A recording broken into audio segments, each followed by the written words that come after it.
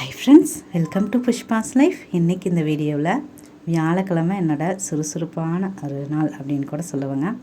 என்னோடய சின்ன சின்ன வேலைகள், சுறுசுறுப்பான வேலைகள், இதைத்தான் இன்றைக்கி நான் உங்கள் கூட ஷேர் பண்ண போகிறேன். கண்டிப்பாக இது உங்களுக்கு பிடிக்கும், ஒரு மோட்டிவேஷனாகவும் இருக்கும். சரி, வாங்க வீடியோக்குள்ளே போயிடலாம். இன்றைக்கி பார்த்தீங்க அப்படின்னா எப்பவும் போலையே தான் 4 மணிலேருந்து ட்ரை பண்ணி பார்த்தீங்க அப்படின்னா 5 மணிக்கு எழுந்திரிச்சிட்டேங்க. எழுந்திரிச்சோன்னையும் ஃப்ரெஷ் அப் ஆகிட்டு வரும்போது இன்றைக்கி மேடமே கொஞ்சம் எழுந்திரிச்சிட்டாங்க. அவங்கள தூங்க வச்சுட்டு அதுக்கப்புறம் தான் சரி எல்லாம் கூட்டி விட்டுட்டு நம்மளோட பூஜை வேலைகளை செஞ்சிடலாம் அப்படின்னு சொல்லிட்டு செஞ்சிட்ருந்தேங்க.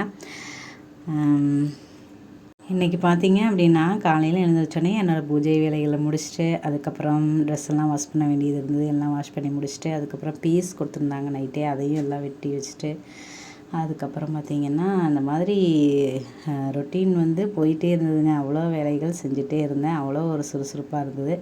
அது எப்படி இவ்வளோ சுறுசுறுப்பு கிடச்சிது அப்படிங்கிறது எனக்கு தெரியல.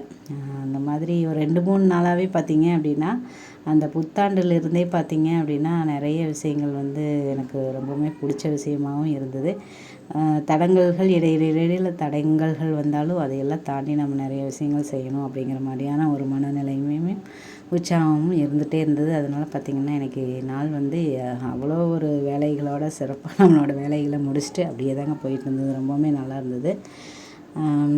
பாப்பாவுமே பார்த்திங்கன்னா அங்கன்வாடி பார்த்திங்கன்னா 1 மணி வரைக்கும் இருக்குது அப்படின்னு சொல்லியிருந்தாங்க. முதல்லையே பார்த்துருப்பீங்கன்னு நினைக்கிறேன். வெயில், பயங்கரமான வெயில். அதனால் கொடை தான் கொண்டு போயிருந்தேன். 2 பேரும், பாப்பாவும் அஃப்ரீனாவும் கொடையில் தான் அவ்வளோ வெயிலில் அப்படி ஒரு அக்கப்பூர் பண்ணிட்டு வந்துட்டுருந்தாங்க. அவ்வளோ வெயிலில் அதெல்லாமே தான் இந்த வீடியோவில் வரும்.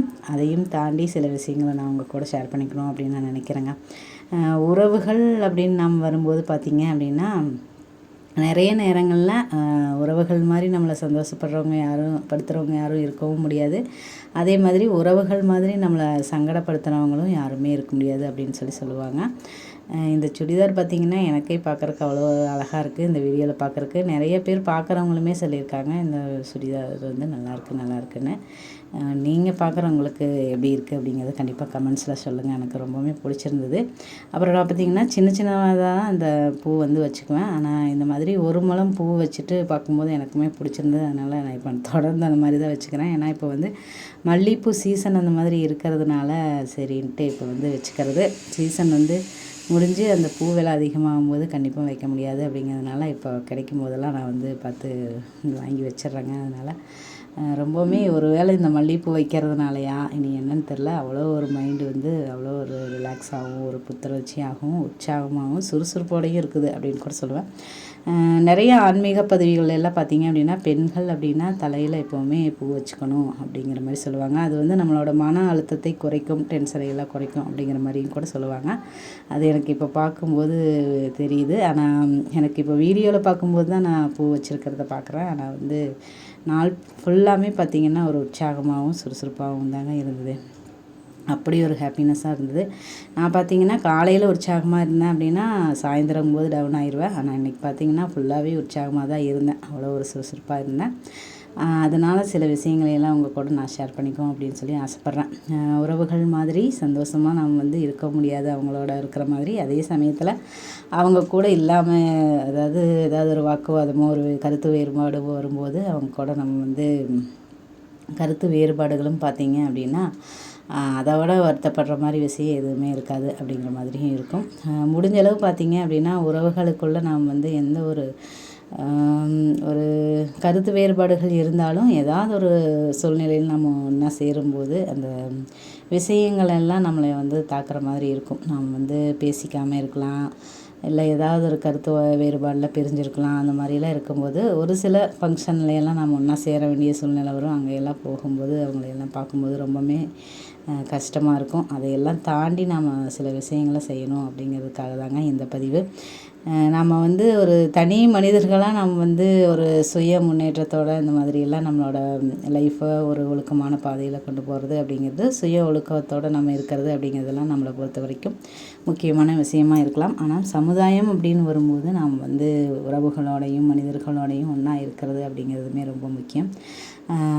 நம்மளோட பாதையில் நம்ம கரெக்டாகவும் தெளிவாகவும் இருக்கும்போது யாருக்காகவும் யாரோட விமர்சனங்களுக்காகவும் நம்ம எதுக்குமே பயப்பட தேவையில்லை. நான் பார்த்திங்க அப்படின்னா ஒவ்வொரு ஃபங்க்ஷனுக்குமே போகும்போது அவ்வளோ ஒரு பதற்றத்தோடையும் ஒரு பயத்தோடையுமே தாங்க போவேன். யார் என்ன சொல்லிடுவாங்களோ, யாராவது ஏதாவது ஒன்று சொல்லிட்டாங்க அப்படின்னாவே அப்படியே நான் வந்து அப்செட் ஆயிடுவேன்.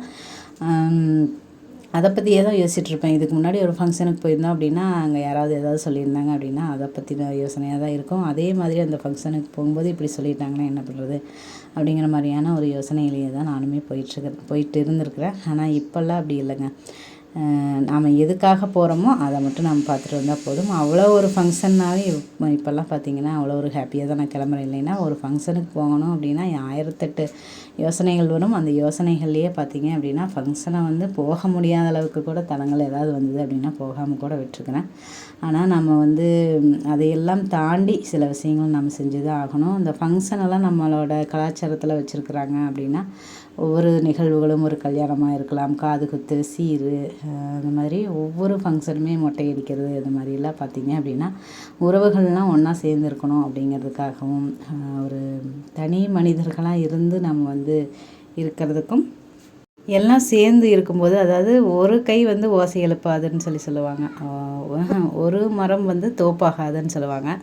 நிறைய மரங்கள் சேர்ந்தது அப்படின்னா அது ஒரு தோப்பு அப்படின்னு சொல்லுவாங்க இல்லைங்களா? அந்த மாதிரி உறவுகள்லாம் மனிதர்கள்லாம் ஒன்றா இருக்கிறது அப்படிங்கிறதுமே ரொம்ப முக்கியம். அதுவும் நம்மளோட கலாச்சாரத்தில் ஒவ்வொரு விஷயங்களுமே செய்கிறது பார்த்திங்க அப்படின்னா அந்த மாதிரி நம்மளோட உணர்வு பூர்வமான அந்த ஒன்றா கலந்து ஒற்றுமையோடு இருந்து நம்ம தனிமையான ஆள்கள் இல்லை, தனியாக இருக்க வேண்டிய அவசியம் இல்லை. அந்த மாதிரியான ஒரு சில விஷயங்களையெல்லாம் நம்ம தெரிஞ்சுக்கிறதுக்காக தான் அப்படிங்கிற மாதிரி எனக்கு இப்போ புரிஞ்சுருக்குங்க. நான் வந்து சின்ன வயசுலேருந்து வளரும்போது பார்த்திங்க அப்படின்னா அம்மாவும் அப்பாவும் வந்து பிரிஞ்சு இருந்ததுனால எனக்கு பார்த்திங்க அப்படின்னா அம்மா வந்து ஒரு ஃபங்க்ஷனுக்கு போகும்போது யாராவது ஏதாவது ஒரு அபசகுணம் மாதிரி சொல்லிடுவாங்க அப்படின்னு நிறைய விஷயங்கள் ஷேர் பண்ணுவாங்க. அதனாலேயே நிறைய ஃபங்க்ஷனுக்கு போகும்போது நிறைய ஒரு அவமானங்களை எல்லாம் நானுமே வந்து சந்திச்சிருக்கிறேன்.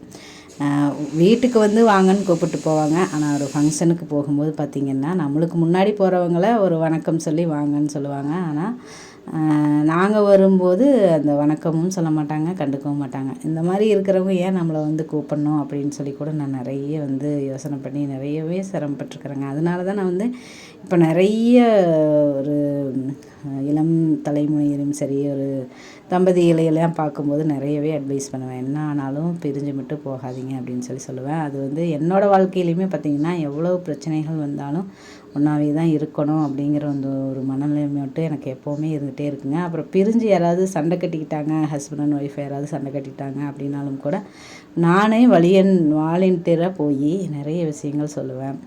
இது வந்து ஆனால் நான் சொல்கிறத கேட்குறவங்க இருக்கிறாங்களா இல்லையான்னு எனக்கு தெரில. ஆனால் சொல்கிறது மட்டும் நான் இன்றைக்கி வரைக்கும் அந்த பழக்கத்தை மட்டும் நான் இன்றைக்கி வரைக்கும் விடவே இல்லைங்க. அது என்னன்னே தெரில. சின்ன வயசுலேருந்து நான் வளர்ந்ததுனால பார்த்திங்க அப்படின்னா அந்த மாதிரியா நீ என்னன்னு தெரில.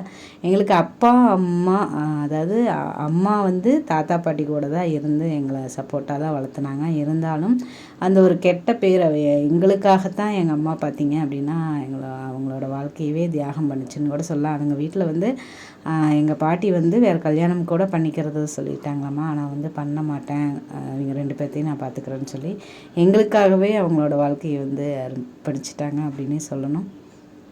அப்படி இருக்கிறவங்கள போய் இந்த சமுதாயம் பார்த்திங்க அப்படின்னா கேவலமாக தான் சொல்கிறாங்க. ஒன்றா இருக்கிறவங்கள மதிக்கிறாங்க. அது வந்து நான் தப்புன்னு சொல்ல வரல. அதே சமயத்தில் தனியாக இருந்து ஒரு பொண்ணாக இருந்து அவங்க வந்து குழந்தைகளுக்காக வாழும்போது அவங்களையும் இப்படி தப்பாக சொல்கிறாங்க அப்படிங்கிற மாதிரியான ஒரு ஒரு உணர்வு சின்னதுலேருந்தே வளர்ந்ததுனால பார்த்திங்க அப்படின்னா ஒரு ஃபங்க்ஷனுக்கெல்லாம் போகிறது அப்படிங்கிறது பார்த்திங்கன்னா எனக்கு அவ்வளோ ஒரு கஷ்டமான ஒரு காரியம். அதுலேயும் யாராவது ஏதாவது சொல்லிட்டாங்க அப்படின்னா அதை வந்து பிடிச்சிட்டு மாதக்கணக்கில் வருஷக்கணக்கில் எல்லாம் வருத்தப்பட்டு இருந்திருக்கிறேன். அதையும் தாண்டி இப்போ நான் வந்து இவ்வளோ ஒரு ஹாப்பியாக இருக்கிறேன் அப்படின்னா என்னோடய மனநிலைமையெல்லாம் இப்போ கொஞ்சம் நான் மாற்றிக்கிட்டதுனால பார்த்திங்க அப்படின்னா அந்த மாதிரி பேசுகிறவங்களையெல்லாம் தகுத்துறேன். உண்மையாலுமே எல்லோரும் ஒன்றா இருக்கிறதும் சரி, அன்பாக எல்லாத்தையும் பார்த்து ரசிக்கிறவங்களும் இருப்பாங்க. ஒன்றா இருக்கிறதே சந்தோஷம்னு சொல்லி இருக்கிறவங்களும் இருப்பாங்க இல்லைங்களா? அந்த மாதிரி ஆளுகளை தான் நான் இப்போ தேடிட்டுருக்கிறேன், பார்த்துட்டும் இருக்கிறேன். அந்த மாதிரி நம்மளை விமர்சனம் பண்ணுறவங்களையும் நம்மளை அவமானப்படுத்துகிறவங்களையும் நான் வந்து ரிஜெக்ட் பண்ண ஆரம்பிச்சிட்டேன். அதுக்கப்புறம் தான் பார்த்திங்கன்னா என் வாழ்க்கையில் ஒரு இனிப்பான பக்கத்தை நான் வந்து பார்க்க ஆரம்பிச்சிருக்கிறேன் அப்படின்னு கூட சொல்லலாம். இது வந்து இன்றைக்கி நான் இவ்வளோ ஒரு ஹாப்பினஸ்ஸாகவும் சுறுசுறுப்போடையும் என்னோடய வேலைகளெல்லாம் செய்யும்போது நல்ல நல்ல விஷயங்கள் எவ்வளவோ விஷயங்கள்லாம் இருக்குது. இங்கே பாருங்கள், பால்வாடியில் வந்து 1 மணிக்கே இன்றைக்கி வந்து விட்டுட்டாங்க. அந்த வெயிலில் எங்களால் கூட்டிகிட்டே போக முடியல. அதனால் ஒரு கொடையை கொடுத்துட்டோம். ரோட்டில் 2 பேரும் அலப்பறை பண்ணிட்டு வந்துட்டுருந்தாங்க கொடையை பிடிச்சிட்டு. அந்த வீடியோ தான் இது.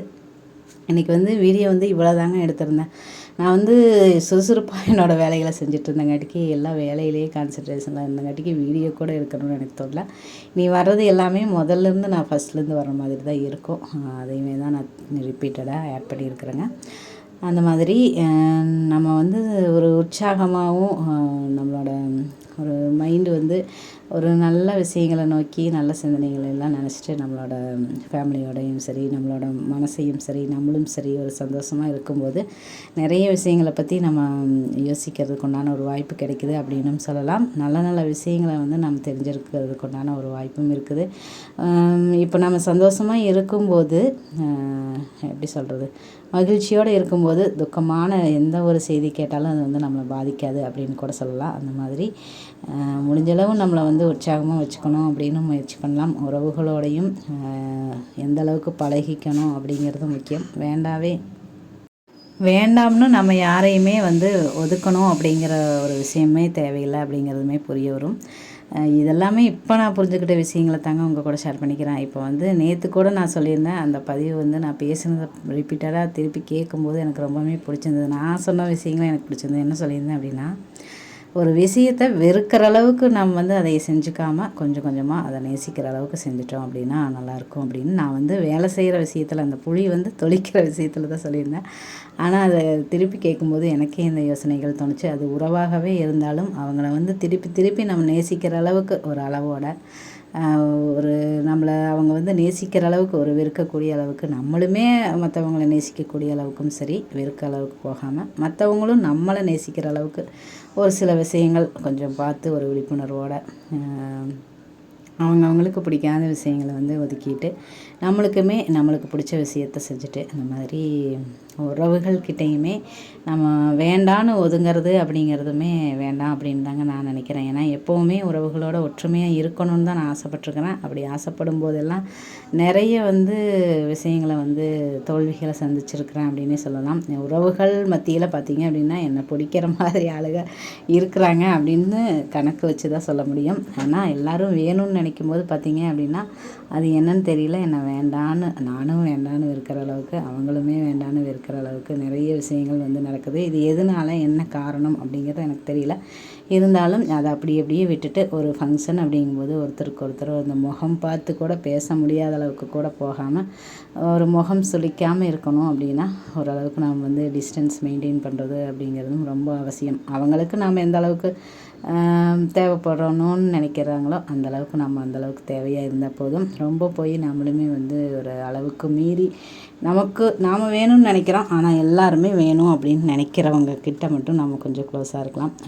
அளவாக பழகிறவங்க கிட்ட நம்மளுமே ஒரு அளவாக இருந்துட்டு ஒரு வெறுப்புணர்வை வந்து வளர்த்துக்காமல், ஒரு பகையுணர்வை வளர்த்துக்காமல் நாம் அப்படி தான் நினைக்கிறோம். ஆனால் சிச்சுவேஷன் அந்த மாதிரி அமையலைனாலும் பரவாயில்ல, ஒரு சில விஷயங்களை நம்ம மனசில் வச்சுக்கிறது அப்படிங்கிறது ரொம்ப முக்கியம்.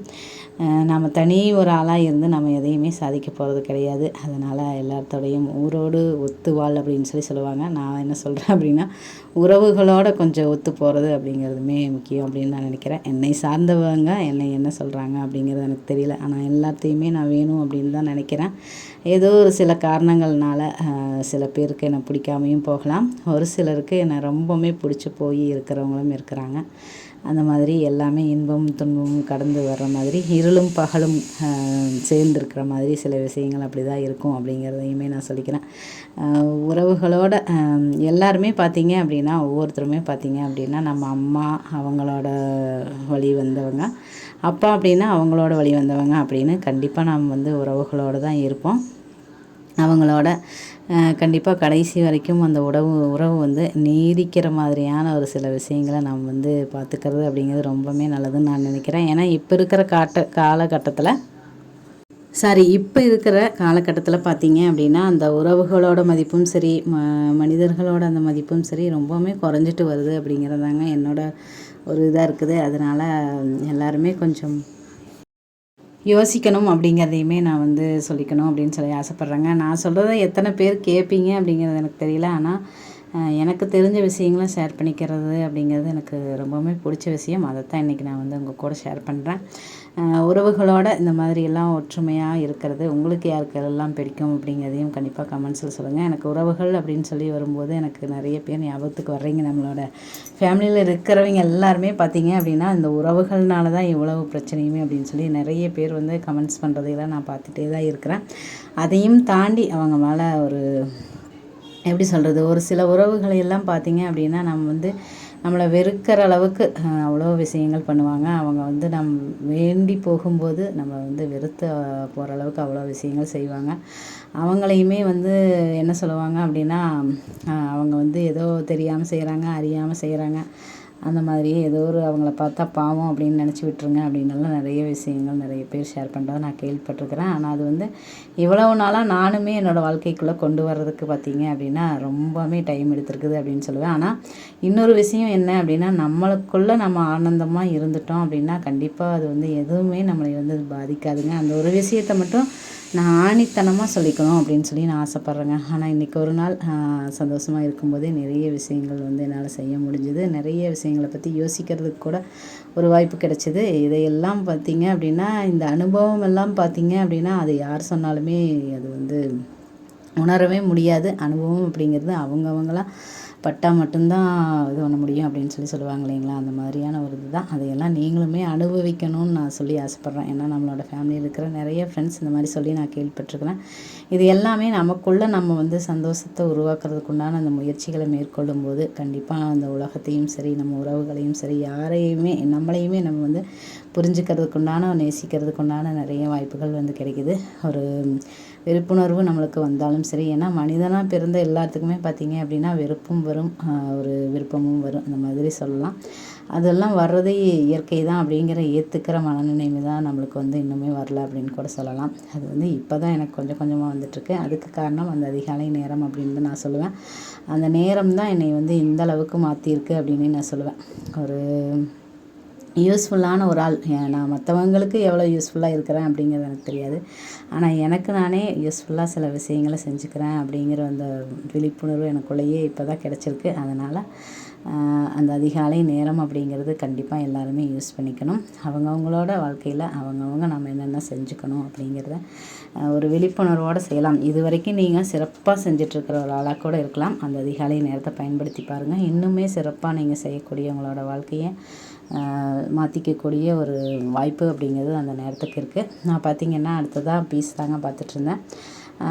பீஸ் பார்த்துட்ருக்கும்போது நம்மளோட அபி வந்து பேசிகிட்டு இருந்தாங்க கொஞ்ச நேரம். அதனால் அவங்க கூட அப்படியே டைம் ஸ்பெண்ட் பண்ணி பேசியிருந்தேன். அபிக்கு வந்து இன்றைக்குமே செல் இருக்கிறது தெரியல. அங்கே வந்து வீடியோ போயிட்டுருக்கு அப்படிங்கும்போது ஷாக் ஆகிட்டாங்க.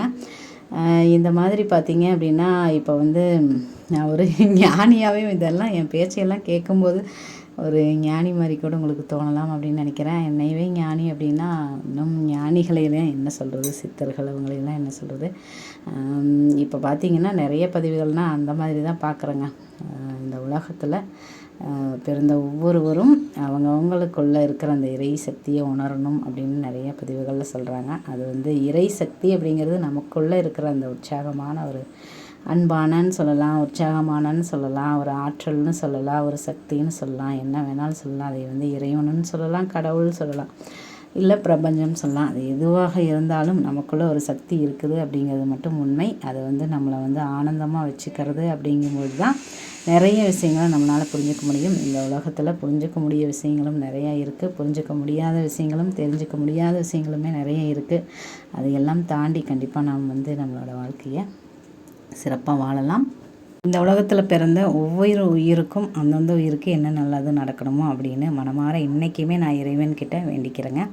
என்னோடய பிரார்த்தனைகள் எல்லாமே எனக்கு கிடைச்ச இந்த வாய்ப்பு எல்லாத்துக்குமே கிடைக்கணும். எல்லாத்தோட வாழ்க்கையிலையுமே ஒரு அன்பு, மகிழ்ச்சி, ஆரோக்கியம் எல்லாமே நிறைஞ்சிருக்கணும் அப்படிங்கிறது தான் எப்போவுமே என்னோடய வேண்டுதலாகவும் இருக்குது.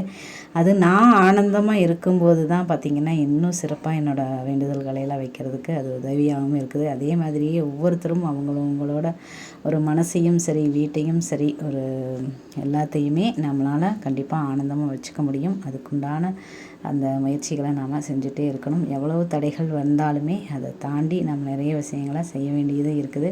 மனிதனாக பிறந்த ஒவ்வொருத்தருக்குமே இந்த கடமை இருக்குது அப்படிங்கிறதையுமே நான் சொல்லிக்கணும்னு ஆசைப்பட்றேங்க. ஓகே ஃப்ரெண்ட்ஸ், இந்த பதிவு உங்களுக்கு பயனுள்ளதாகவும் பிடிச்சிருக்கும் அப்படின்னு நான் நம்புகிறேன். மீண்டும் ஒரு நல்ல பயனுள்ள பதிவுடன் உங்களை சந்திக்கிறேன். அதுவரை உங்களிடமிருந்து விடைபெறுவது நான் உங்களுடைய அன்புள்ள தோழி புஷ்பா. இந்த வாழ்க்கை நமக்கும் நம்மளை சுற்றி இருக்கிறவங்களுக்கும் மகிழ்ச்சியவே தரட்டுங்க. தேங்க்ஸ் ஃபார் வாட்சிங் ஃப்ரெண்ட்ஸ். தேங்க்யூ.